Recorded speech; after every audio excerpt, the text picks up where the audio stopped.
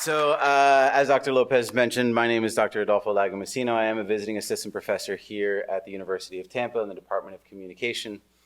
And one of the things that I want to do today is switch it up a little bit.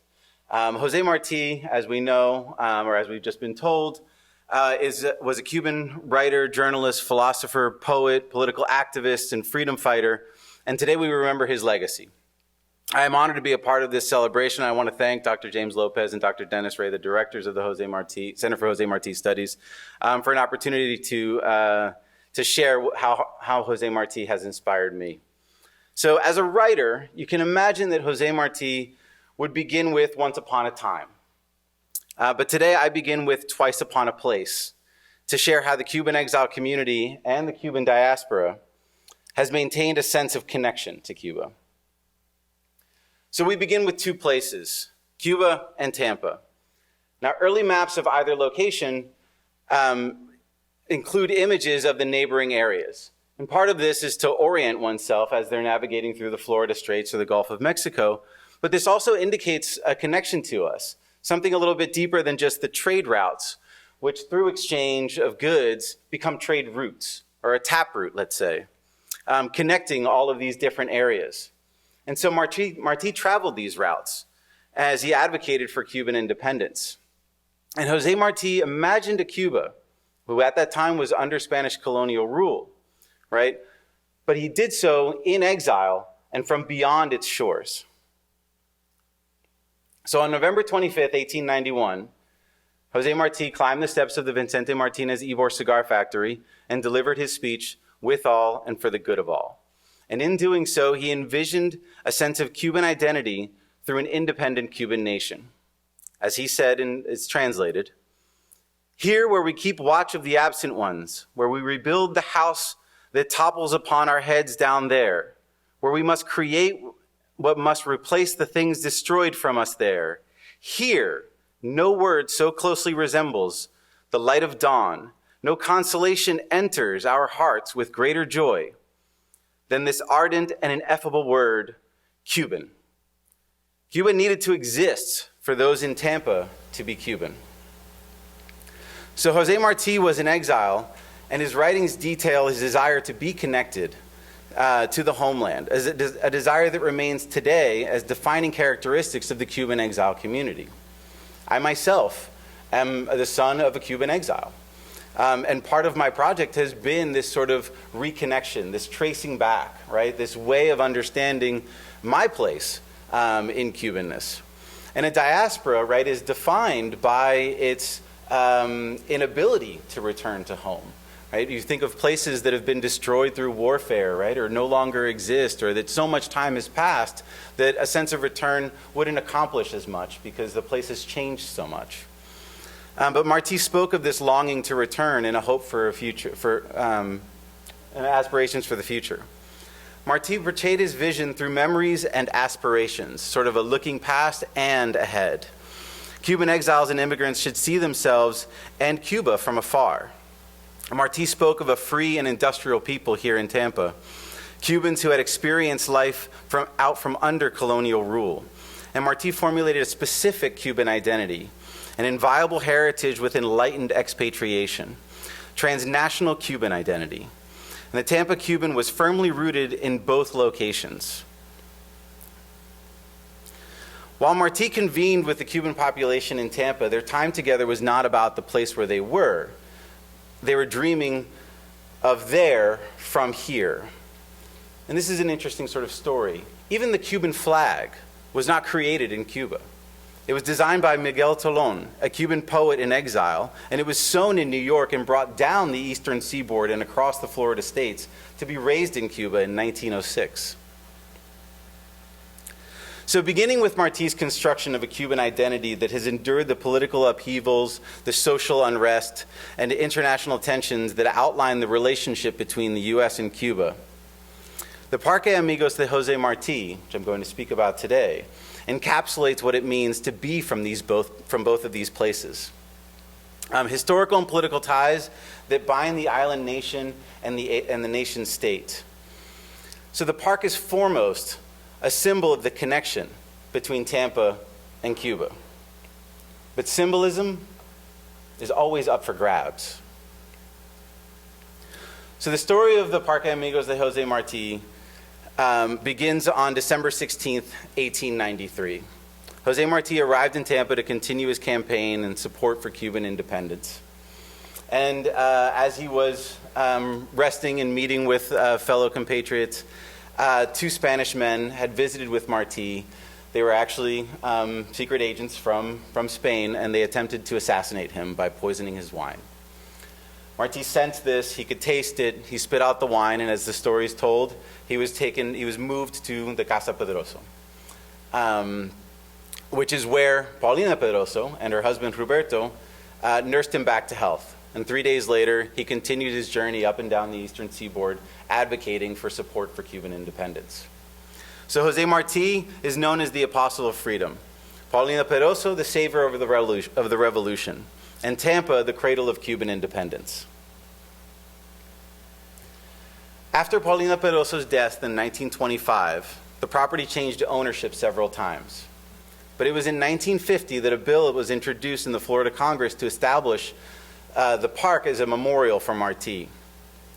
In 1951, some Cuban nationals, with the intent of bestowing the land to the Cuban state for the establishment of the memorial for Jose Marti, purchased the property. In 1951, members of the Jose Marti Memorial Foundation, with the support of the Cuban President Carlos Brillo Socaras, commissioned Cuban sculptor Jose Manuel Fidalgo to create a likeness of Jose Marti. In March 10th of 1952, Fulgencio Batista launched a coup, ousting Socaras. Fidalgo created a 6-foot-tall wax figure that was to be cast in bronze and placed in the park. And he also made miniature versions of the icon with the inscriptions, "Para Cuba que sufre." See, at that time, although Cuba was considered to be independent, it was still staunchly under American imperial rule. And in fact, Batista was placed there, right, to maintain this connection. So the inscription, "Para Cuba que sufre," became a symbol of the anti-Batista uprising. And it also was a way of raising funds for the 26th of July movement. It was so popular and so effective that Cuba's Bohemia magazine ran a picture of the statues, infuriating Batista and leading him to order a raid on and the wreck of the sculptor's studio. And Fidalgo was exiled to Mexico. Think about how many exiles we have at this point, right? All responsible for Cuba's history.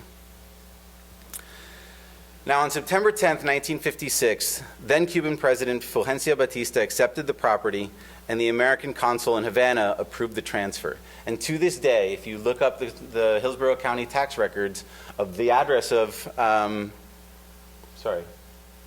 if you look up the address of the Jose Marti Park, you'll see that it's owned by Estado Cubano. So October 27th, 1956, the Ybor Latin Quarter native and Tampa mayor Nick Nucio swung an axe into the front door of the building. It was beyond repair, and so they couldn't save it. However, certain symbolic acts tend to satisfy some groups and dissatisfy or anger others. And I can't help but think that when I saw this, I was rather upset that such a historical landmark was treated in such a manner. The door itself was split apart, sending the house on its way to oblivion to make for a monument and a park. The axe was sent back to Cuba as a gift to Batista, and the house was demolished the following Monday. Where once stood the walls of the building separating Cuba from Tampa and the U.S., a wrought iron fence was erected with the central front gate under a stone archway. The park was empty. It was a blank slate, right? Stories being told of people walking past the Casa Pedroso and hearing the scratching of Marti's pen at night, people walking in and out, visiting with Marti. All of that was now somewhat erased. And yet, waiting for something new, something more meaningful. Some way to write the story of Marti, to write the story of Pedroso, and to write the story of the Tampa-Cuban connection. This is the contentious part. The previous November, before the park was established, in 1955, a 29-year-old Fidel Castro was in Tampa gathering up support against the Batista regime. Castro visited the Pedroso house, and during a tour of Ybor City, he was following in the footsteps of Marti, drumming up support as an exile, drumming up support as someone who knew the power of the transnational Cuban and the influence that Cubans here in the United States had on the island. Fidel wrote the next chapter in Cuba's struggle for freedom and independence. A year after his visit, the Pan American Commission, along with Batista, as honorary board member, proposed a commemorative statue of Jose Marti, establishing the property as the Parque Amigos de Jose Marti. On New Year's Eve in 1858, the 26th of July movement, led by Fidel Castro, invaded Havana, and Batista fled the country. So everything that had been arranged, whether it was with President Socaras, whether it was with President Batista, all of the connections that had previously been established between Tampa and Havana were now gone. The newly established M267 government took over the consul office here in Tampa, along with control of the park. And throughout 1959, there were ceremonies, demonstrations, speeches, fundraisers, all held in the park. The unveiling of the statue was initially planned for the February 24th, 1960. 62 years today. So with the Fidalgo in exile, Alberto Sabas, who also sculpted the Christopher Columbus statue on Bayshore Boulevard, was commissioned to create a statue of Marti similar to Fidalgo's original design. Although with limited funds, the statue was made of plaster and was supposed to be later cast in bronze. The unveiling was marred with conflict, as opposing factions of Cuban Americans sought to claim ownership of the park and discredit either movement. Gates were locked, locks were changed, banners and signs were put up, demonstrations were held. While the statue in the park was now established, what it meant to the Cuban community was not. The park would endure decades more conflicts regarding its ownership and use. And these are just a few examples of newspaper clippings that I found in my research about the events that happened. Some of these were called the War of the Roses. Jose Marti has a famous poem called The White Rose. And so throughout the battles back and forth of ownership to the park, white roses were placed in front of Marti's statue. Then they were removed, and it was red roses placed to symbolize the bloodshed of Castro's revolution. And then those were replaced and removed and replaced and removed. So it was one of the ways in which demonstrations sought to claim the park's meaning was through this placement of roses. Whether planted in the soil or arranged in vases or wreath, white roses and red roses symbolize the vision of Marti, and proclaimed that Marti's memory was being corrupted. The park was and is the focus of a territorial battle within the Tampa Cubans. It's a metaphorical flag for the opposing sides to capture. A claim on the park meant a claim of Cuba's future. So on Sunday, November 26, 1961, roughly 300 Cuban exiles from Tampa and Miami marched to the park carrying signs stating Cuba is a danger only 90 miles away from the U.S. Police patrolled the streets, anticipating the political fervor within the group, knowing the historical precedent of socialist labor movements and unions and mutual aid societies within Ybor. As Dr. Lopez stated at the beginning, right, it was a force to be reckoned with, how much collective effort was established here in Ybor City. A fist fight broke out in the park. Several of the men received bloody noses and black eyes. 12 people were arrested. But by Monday evening, another 300 demonstrators assembled in the park. Outside the fence was lined with police officers. Inside, a 17-year-old Cuban refugee channeled the passion of Marti in extorting the principles of unity. See, the park became a symbol of the ideal Cuba, a place where Tampa Cubans could be in Cuba without being in Cuba. The park was an alternate Cuba, let's say, honoring what could have been in the past. Were it not for Marti's untimely death and American intervention, what could be in the future of Cuba once Castro's regime would be toppled? So there was an ideological potential in the park. And it was more than just a marker of the past. It was a portal into the future of Cuba. In 1965, Tampa Cubans decided to create a government in exile. Years passed and no mention was made of the exile government until another announcement was published February 2nd, 1995. The Cuban exiles explained that the group would represent the exile community. What's interesting about this is because the park is Cuban property or Cuban territory, depending on who you talk to, it became a place where demonstrations could go a little bit further, let's say. In other words, it's illegal, I don't know how they would ever enforce this, but it's illegal to claim war against another country on American soil.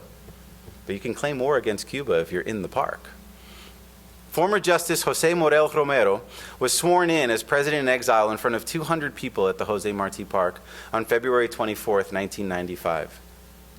Dr. Mijares stated, "From this day forward, we will begin establishing contact with Cuba to create in the minds of the Cuban people the sentiment of the nationality and show them what a nation of liberty really is."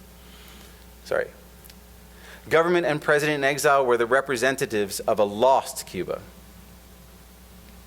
On June 10th, 1999, the outstretched arm of Jose Marti was broken off. And this was probably one of the most influential events that caused an even further locking down of the park's access, because the park ultimately is private property.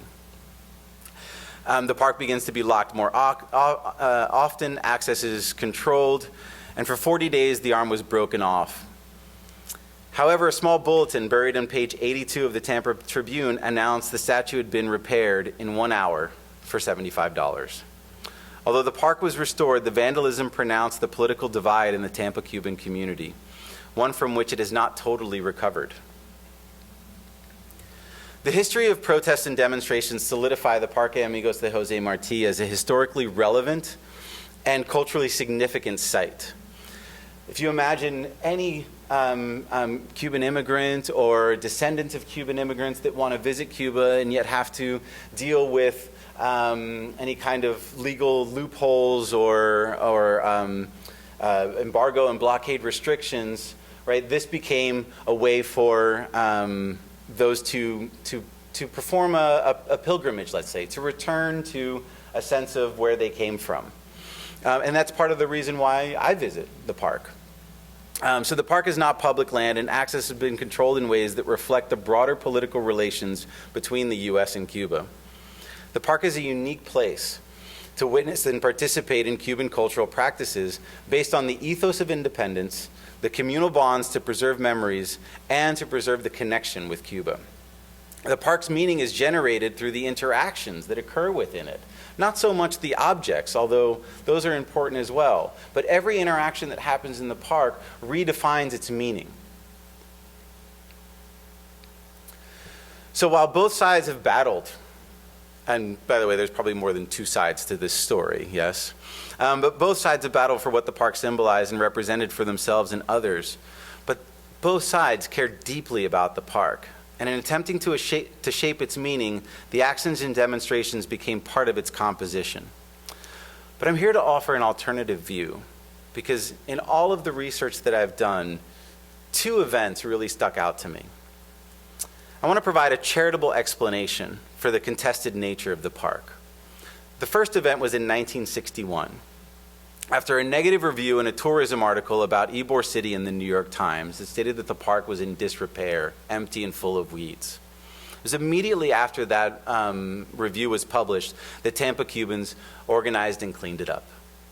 In 1982, with the park in disrepair again, another unflattering article in the Miami Herald prompted local Cubans to coordinate yet another cleanup effort. And this has happened periodically throughout the park's history, is that it's fallen in disrepair because arguments of ownership. And in fact, there's been a lot of debate as to whether or not it is actually Cuban property. Perhaps it's Tampa property. How could a state own property? And so throughout all of those arguments, throughout all of those discussions, throughout all of those deliberations and responses to who owns the park and who takes care of the park, it has come back always that the park is Cuban property, that the park is cared for by the Cuban community. So political divisions among Cubans was the main reason for confrontations in the park, but the desire to return to Cuba is something that I believe is shared with all Cubans. And the anti-embargo sentiment is made up of the desire for freedom to go to Cuba. In other words, I don't want some political action to limit me from visiting my family. But embargo supporters desire for Cuba to be free in order for them to be able to return, to see a Cuba that they remember. Those seeking to cripple Castro's Cuba economically or to invade Cuba under the auspices of Marti's revolutionary principles want to return, but not to a Cuba they remember, preferably to a Cuba they want to create. And they participate in creating in the park. This is the Cuba they have created. The park is a space reflecting an ideal Cuba. Now, the Parque Amigos de Jose Marti locates Cubanness for the exile community that seeks to recover an identity lost in the political turmoil of U.S.-Cuba relations. As a symbol of the relationship between Tampa and Cuba, the park is Cuban property and contains Cuban soil, which amounts to the possibility of visiting Cuba when you step into the park. Since the park is a memorial to Jose Marti and to the Tampa-Cuban connection, it encapsulates and symbolizes what the Cuban community wants to remember about Cuba. And so the park is an amalgamation of these various contributions. Factions of Cubans, for one reason or another, have donated their money, time, and labor to the park. And although differing in ideological leanings, political affiliations, or religious beliefs, all who identify as Cuban and with Cuba seek to maintain the park as a Cuban space. What that looks like may be up for debate, but the dedication to the park is a shared and unifying value. Thank you.